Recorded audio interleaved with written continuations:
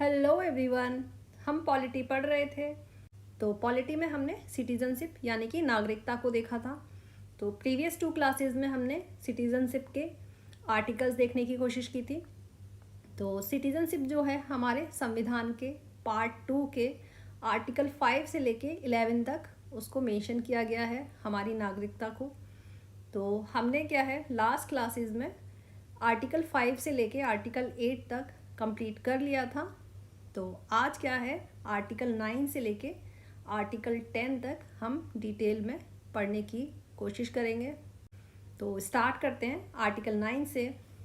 तो आर्टिकल 9 में सिटीजनशिप के बारे में बात की गई है उन लोगों की जो फॉरेन स्टेट में रह रहे हैं, दूसरे देश में रह रहे हैं, बट इंडियन ऑरिजिन है, उनका ऑरिजिन इंडिया में ही था, वो पैदा भारत में हुए थे बट रह किसी दूसरे देश में रहे हैं। ऐसे लोगों की सिटीजनशिप के बारे में क्या है आर्टिकल 9 में देखने को मिला है। तो यहाँ पे क्या है आर्टिकल 9 कहता है अगर भारत का कोई भी नागरिक किसी दूसरे देश की नागरिकता को स्वीकार करता है तो ऐसे में उसकी इंडियन सिटीजनशिप ऑटोमेटिकली ख़त्म कर दी जाएगी, क्योंकि इंडिया में क्या है ड्यूअल सिटीजनशिप नहीं है। यहाँ पे क्या है ड्यूअल सिटीजनशिप यूएसए में देखने को मिलता है, ये यहाँ पे नहीं है। ड्यूअल सिटीजनशिप इंडिया फॉलो नहीं करता है, इंडिया फॉलो करता है सिंगल सिटीजनशिप को। यहाँ पे सिर्फ एक ही सिटीजनशिप आपको मिल सकती है। अगर आप इंडियन सिटीज़न हैं तो आप सिर्फ इंडियन सिटीज़न ही रह सकते हैं। अगर आपने किसी और देश की नागरिकता को स्वीकार किया है तो ऑटोमेटिकली आपको इंडिया की नागरिकता को छोड़ना पड़ेगा। तो ऐसा क्या है आर्टिकल 9 में देखने को मिलता है। तो बेसिकली आर्टिकल 9 में 2 कॉन्सेप्ट देखने को मिले हैं, एक है सिंगल सिटीजनशिप का और एक है लॉस ऑफ सिटीजनशिप, यानी कि सिटीजनशिप कैसे गंवा सकता है कोई, ये यहाँ पे देखने को मिला है आर्टिकल 9 में। देन उसके बाद क्या है नेक्स्ट आर्टिकल 10 है। तो आर्टिकल 10 में क्या है हमारा संविधान, हमारा कॉन्स्टिट्यूशन पार्लियामेंट को पावर देता है कि वो ऐसे लॉ बना सकता है जिससे कि जो ऑलरेडी नागरिक बन गए हैं इंडिया के, जो नागरिक हैं उनकी नागरिकता को वापस लिया जा सके। यानी कि ऐसा कोई हार्ड एंड फास्ट रूल नहीं है कि अगर आप एक बार इंडियन सिटीजनशिप बन गए हैं तो हमेशा के लिए आप सिटीज़न रहेंगे, ऐसा कोई ज़रूरी नहीं है। तो पार्लियामेंट को क्या है ये पावर दी गई है कि वो कोई भी लॉ बना सकता है सिटीजनशिप को क्या है वापस लेने का, कोई भी लॉ यहाँ पे बना सकता है। तो ऐसा क्या है आर्टिकल 10 में मेंशन किया गया है। देन उसके बाद क्या है आर्टिकल 11 है।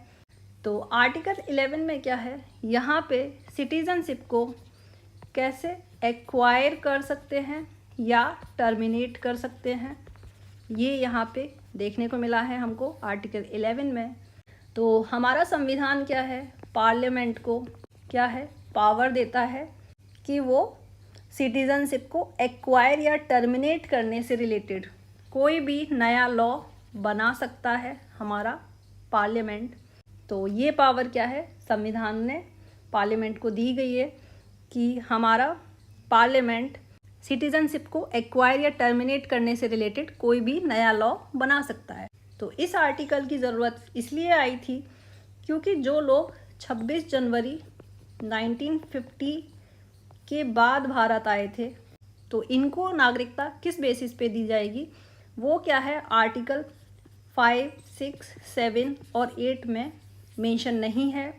आर्टिकल 5, 6, 7, 8 में क्या है सिर्फ उन लोगों की बात की गई है जो 26 जनवरी 1950 से पहले इंडिया के नागरिक बन चुके थे। यहाँ पे उन्हीं लोगों की बात की गई है जो 26 जनवरी 1950 के बाद भारत आए हैं, उनकी नागरिकता कैसे उनको नागरिकता मिलेगी। तो इसका जो है डिसीज़न क्या है, ये पावर जो है पार्लियामेंट के पास है। इससे रिलेटेड क्या है लॉ जो है पार्लियामेंट बनाएगा। तो इसीलिए क्या है पार्लियामेंट ने एक एक्ट लागू किया था सिटीजनशिप एक्ट 1955। तो इस लॉ में क्या है वो सारे प्रोविजंस लिखे गए हैं यहाँ पे सिटीजनशिप 26 जनवरी 1950 के बाद कैसे ली जाए, वो प्रोविजंस हमको सिटीजनशिप एक्ट 1955 में देखने को मिला है, और इसको क्या है हम नेक्स्ट लेक्चर में डिटेल में पढ़ने की कोशिश करेंगे। तो आज क्या है हमारा पार्ट 2 यानी कि सिटीजनशिप कंप्लीट हो चुका है। तो पढ़ते रहिए। Thank you everyone.